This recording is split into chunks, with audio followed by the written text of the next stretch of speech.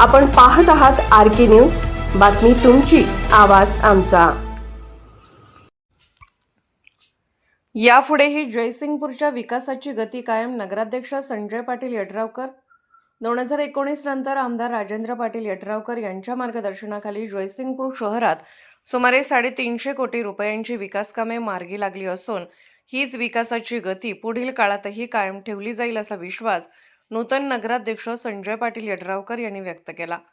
जयसिंगपूर नगरपालिकेतील नूतन पदाधिकाऱ्यांच्या पदग्रहण सोहळ्यात ते बोलत होते।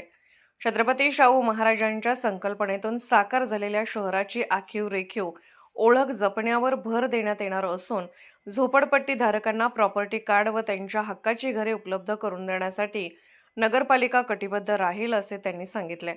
निवडणुकीत दिलेल्या आश्वासनानुसार येत्या 9 तारखेपासून शहरातील सर्व रस्त्यांच्या कामांना सुरुवात होणार असल्याचेही त्यांनी स्पष्ट केले।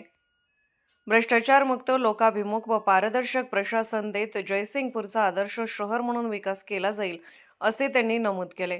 शहराच्या सामाजिक, शैक्षणिक व आर्थिक विकासावर भर देण्यात येणार असून नगरपालिका शाळांचे डिजिटायझेशन, मॉडेल शाळा उभारणी व विद्यार्थ्यांसाठी आधुनिक सुविधा उपलब्ध केल्या जातील।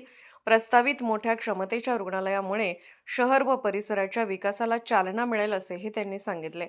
यावेळी आमदार राजेंद्र पाटील यड्रावकर यांनी गेल्या 6 वर्षातील विकास कामांचा आढावा घेत जयसिंगपूरला बारामतीप्रमाणे सक्षम व सुविधा संपन्न शहर बनवण्याचा निर्धार व्यक्त केला।